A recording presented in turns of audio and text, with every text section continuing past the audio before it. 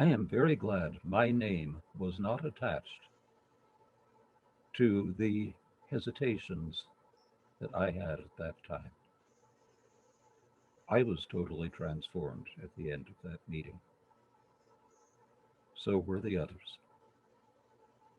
To me, that is the reason, the primary reason, for not including the names of people who gave the best reflection of the divine that they were given at the moment they spoke and were transformed.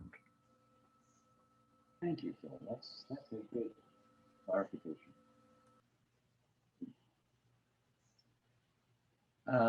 Patricia.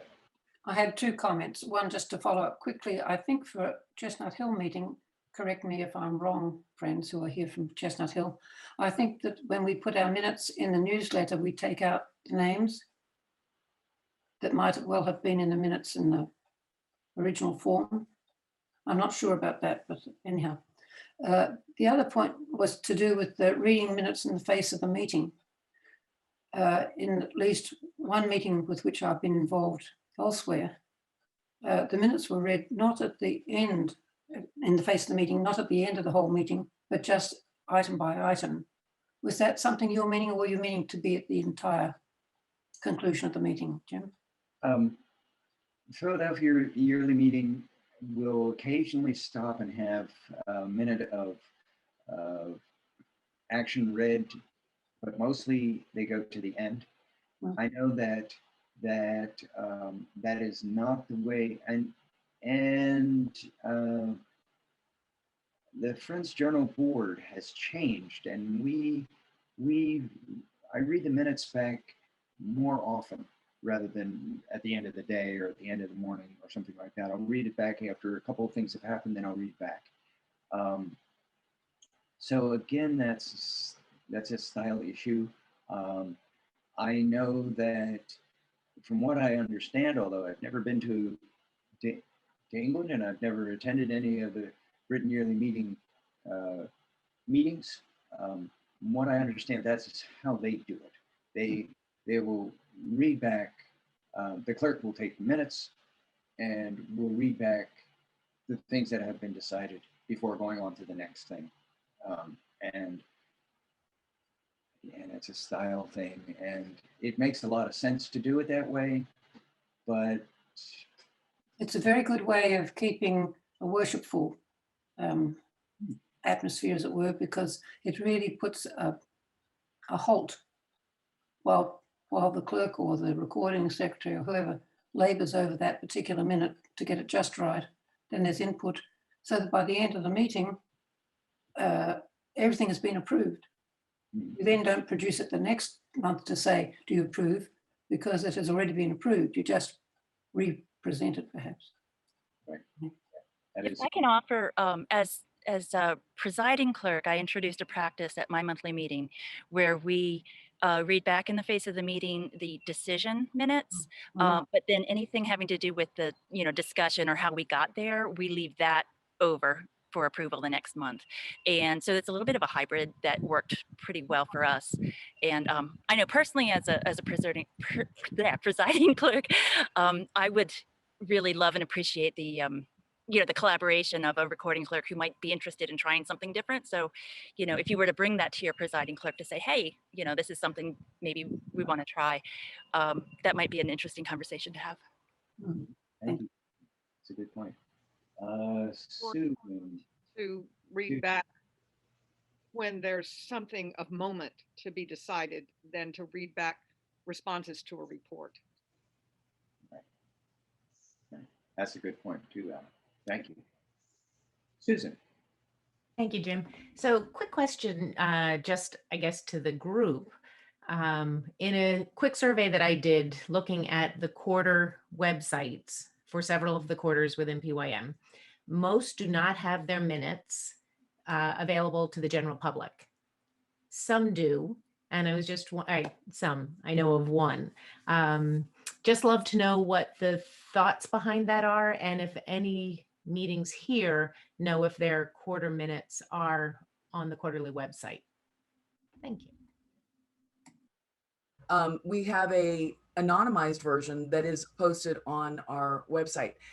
In the meetings of our quarter, there are, in fact, like you said, within the websites that use the Friends General Conference Quaker Cloud, there's a function there called membership directory, and you log in, and if you are have a profile or have an account and you are associated with a specific meeting, and they have, not secret, but particular documents in that closed area, that's how a lot of the meetings actually do it that way. So they have it online, they have it for only, members that have actually registered. Terry, you have your hand raised. Yes, for the record, Buck's quarterly meeting does not publish minutes, but in their newsletter, they publish a recap, and there are links in the newsletter that'll take people to specific reports, but we don't publish the minutes verbatim. At this point, Jim took a few minutes to read through questions participants submitted in advance to see if there were any that he had not yet addressed. How to pass it on to someone else without guilt. I'm not exactly sure what that's all about. I don't know what that question is all about, but when you're feeling like you're done being a recording clerk, I don't think there's anybody in the world who will say, no, you have to keep doing it. Just, it's, you get to a point where you can no longer do it, or you can no longer feel called to do it, and you don't want to do it anymore. And that's, don't allow guilt to enter into the story. Besides the facts. Jim, if I could offer another thought on that, and this is something that I have worked on as a clerk as well, and also for my personal self, is the meeting is better served if we have people in these positions who are willing to do it and interested in doing it and feel that their spiritual connection to the meeting and to God are all nurtured by giving this service. So it strengthens the meeting if you step back when you need to step back. And it also offers other people a chance to serve, which might be important. And sometimes it means that a position is unfilled, and that doesn't mean that you have to be the one to step up to do it. Thanks. That is another good point. Yeah, thank you, Kathleen. Those are great, yeah. What compromises for recording clerk on a Friends School Board of Trustees? Again, I think that looking back at minutes that have been taken and talking it over, talking to people on the board to try and get some clarity. I don't know what else to tell you because I've never been there. Sorry. Are there templates for recording that are used across Philadelphia quarterly meeting and Philadelphia yearly meeting? Well, Kathleen said that you have something that you can help people, you can provide. So yep, and that'll be listed in the bibliography that we share out. Okay, good. As far as for Philadelphia yearly meeting, I'm not aware of anything. I'm really not aware of a template. And that's why I say just go back and look at what they've done before.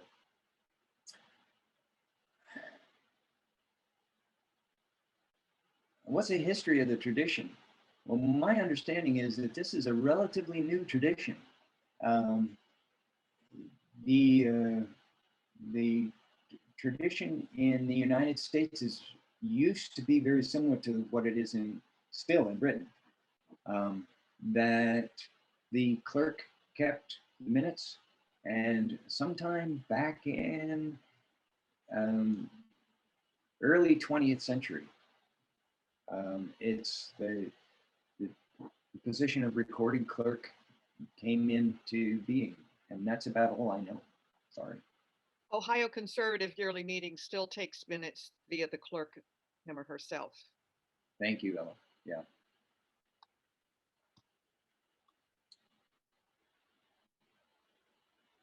And maybe if there's a minute, I will just speak to something. We were having some kind of major discussion at the yearly meeting a few years back, and a very respected person who's been clerk and other things stood up and spoke about what apparently was his idea of a minute of exercise as something that we would create out of whole cloth, kind of, is the way I got it. But I participated in the process of minute of exercise in Ohio's conservative yearly meeting. Susan Smith, who is beyond amazing as a clerk. So we would, this was at Quaker Spring, we would wrestle with a difficult issue of an evening, and she would write down everything pretty much she heard that had been said that felt like God speaking through that person. And then she would take it away and she would let it find its way into a flow of perspectives and understandings, and then bring that back. And that's a minute of exercise. It's an extraordinary crafting of, from deep listening, of how spirit speaks through a group wrestling with something hard. And it's one of the deepest experiences I've had. Wow. Thank you, Ellen. One day I'm going to participate in, I'm going to attend one of their meetings. They're on Zoom now. Quaker Spring is on Zoom this year.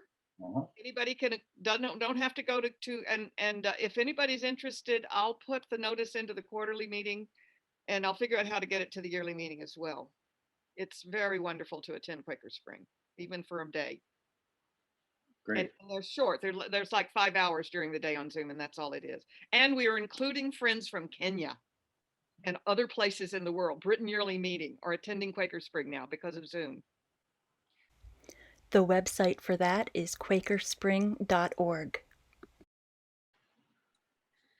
The only comment that I have to make that for new people that come into meetings for worship or business meetings for worship is that we're taking minutes, which is all of what is said, but then there's minutes of action in the minutes, and then there's this minute for that minute, and that gets very confusing because we're all using the same word with different meanings. So, to have some sort of description of each to be able to pass that along to new people is much helpful. That's a good point, Kelly. And, it's the old Quaker speak thing, Quaker talk, the way Quakers talk. It can be pretty confusing for outsiders. And if you can grab the outsider and explain to them, it helps. I don't know what else to tell you. Jim and Kelly, I just want to let you know that the list of resources that are on the website and that I included actually have a couple of manuals that address that and provide like paraphrasing, as Jim called it, and also define different kinds of minutes.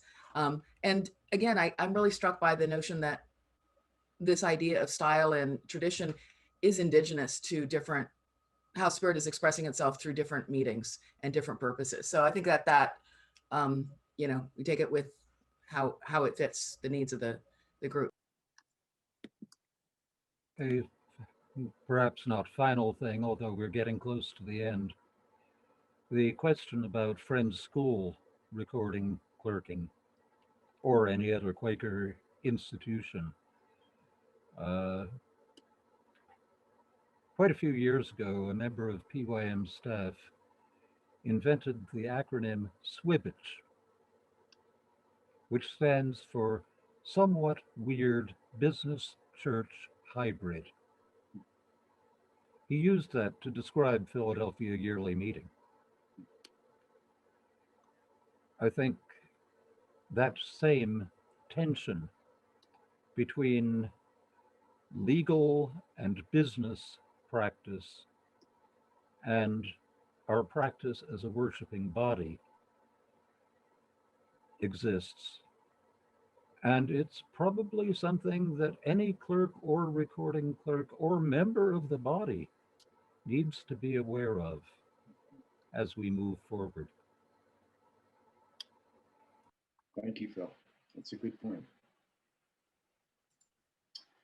Well, friends, thank you all for being here. I hope I was of some assistance to someone somewhere.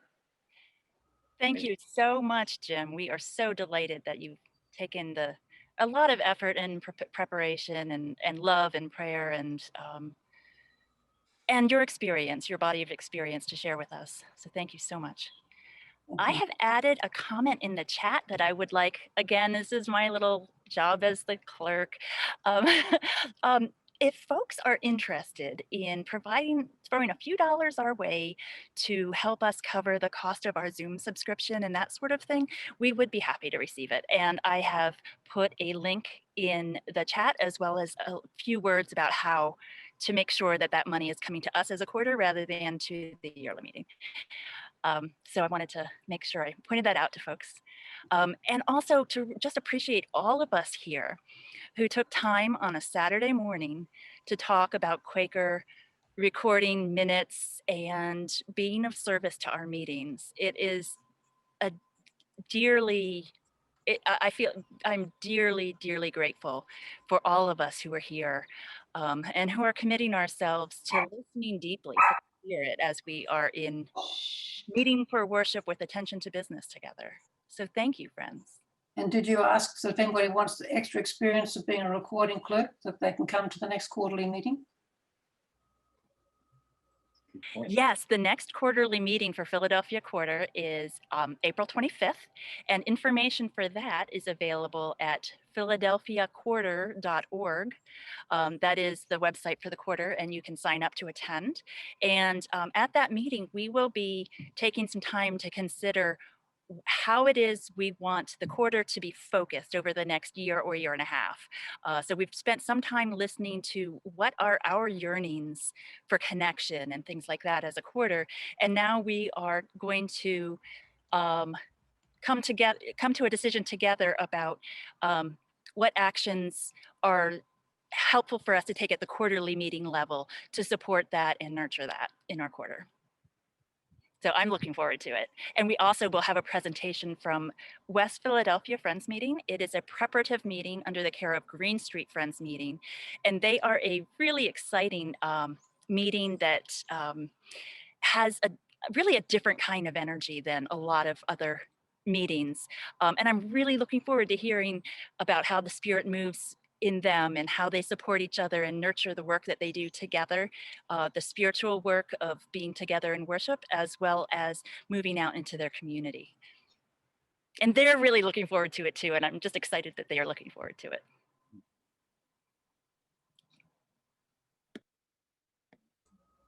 Jim, I just want to say thank you. I still remember the first time I heard you read back minutes at PYM. And so if you ever wondered if anybody got blown away, you can rest assured I did. I thought it was remarkable. And so it was wonderful to hear a little bit about how you do it. Thank you. Yeah, thank you, Joanne. And I've thought over the past, ever since Phil asked me if I would be willing to do this, I had to think to myself, well, maybe there's something I can say to people.